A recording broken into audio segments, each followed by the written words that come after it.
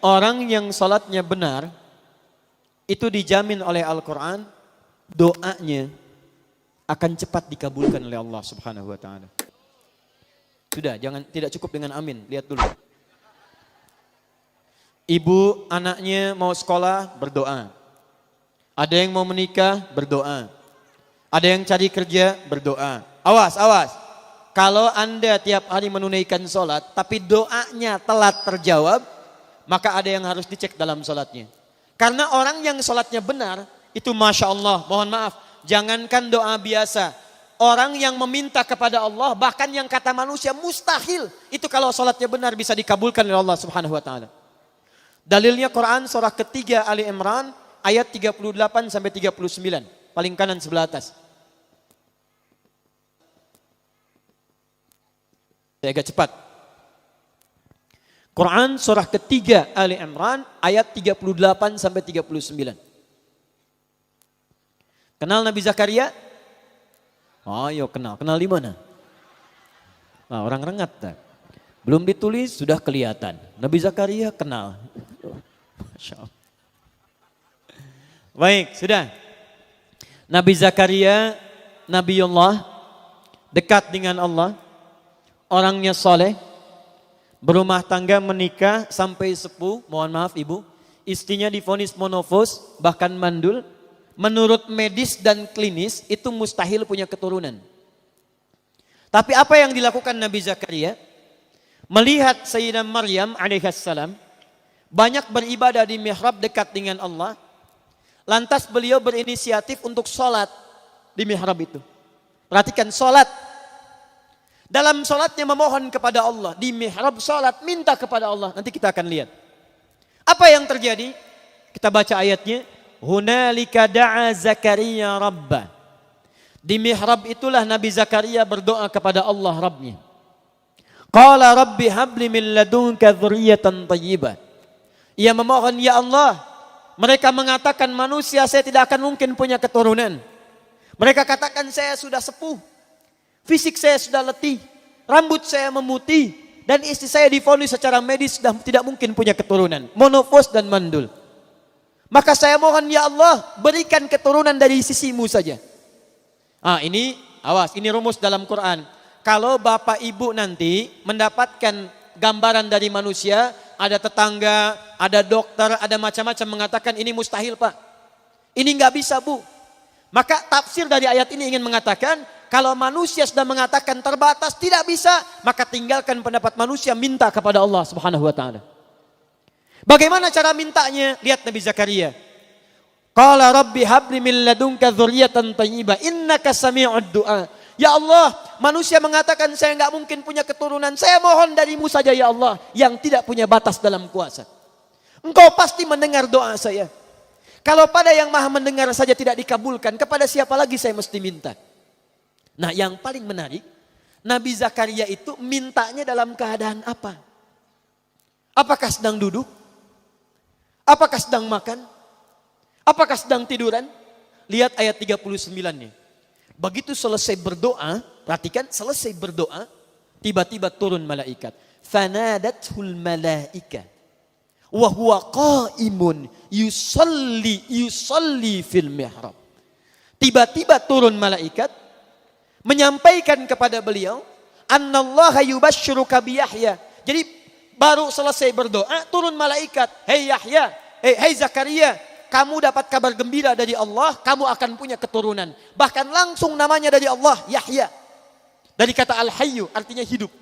Yang mustahil kata manusia, lahir dari rahim seorang perempuan yang monopos dan mandul bayi yang hidup. Kata Allah, bagi saya nggak ada yang mustahil. Jadi hidup. Kapan dia berdoanya? Wa huwa qaimun yusalli fil mihrab. Ternyata beliau berdoanya masih berdiri dalam sholatnya. Nabi Zakaria sholat bu. Berdoa kepada Allah. Sholatnya belum tuntas. Perhatikan dahsyatnya. Sholatnya belum selesai, doanya sudah dikabulkan. Belum selesai sholatnya. Kata Quran, qaimun yusalli. Beliau masih berdiri dalam sholatnya. Sholatnya belum tuntas. Minta kepada Allah dalam sholat. Sholatnya belum salam, belum selesai. Baru selesai berdoa, langsung dikabulkan. Ini orang sekarang, sholat sudah tuntas. Dalam sholat minta, Rabbik firli, warhamni, wajburni, sampai minta ke-7 sampai 8 permintaan. Sujud minta lagi, berdiri minta lagi, ruku minta lagi. Bahkan setelah sholat pun masih minta. Ya Allah mohon berikan saya rizki. Tadi yang dalam sholat apa? Yang tadi warzukni. Warzukni itu berikan saya rizki. Selesai sholat masih minta juga, tapi belum terkabulkan juga. Nabi Zakaria minta berdoa dalam sholat. Sholat belum selesai dikabulkan. Ada orang sekarang minta, maaf sudah selesai sholat belum dikabulkan juga. Apa yang salah dalam sholatnya? Itu yang nanti kita akan lihat. Awas hati-hati. Nanti saya tunjukkan beberapa dalil bahkan dalam hadis. Bila seseorang benar dalam menunaikan sholatnya, bahkan Masya Allah. Hal yang menurut manusia mustahil pun itu bisa terkabulkan di sisi Allah Subhanahu wa Ta'ala. Makanya Bapak Ibu silahkan cek. Nabi Muhammad SAW dalam sholatnya beliau meminta berdoa kepada Allah. Para ulama-ulama kita yang soleh, bahkan maaf Bu ya Pak, ada ulama mau berjihad, sholat pertama kali dilakukan. Ada yang mau nulis kitab, itu sholat dulu. Sholat. Begitu sholat dikerjakan, semuanya mudah. Itu yang menaklukkan Jakarta dari Portugis. Di Jakarta dulu itu namanya bukan Jakarta, Sunda Kelapa. Berdekatan dengan Banten. Dikuasai oleh Portugis. Datang ke Indonesia, ke Nusantara lewat Malaka, Selat Malaka tahun 1511. Menguasai wilayahnya wilayah Portugis, wilayah Sunda Kelapa. Siapa yang membebaskan itu? Namanya Fatahillah. Dikenal dengan Faletehan.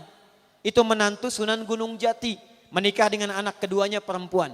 Anak pertama namanya Muhammad, anak keduanya perempuan menikah dengan Fathullah atau Fatahillah. Datang kemudian ditugaskan untuk membebaskan Sunda Kelapa. Sebelum berangkat sholat, wudu, minta kepada Allah.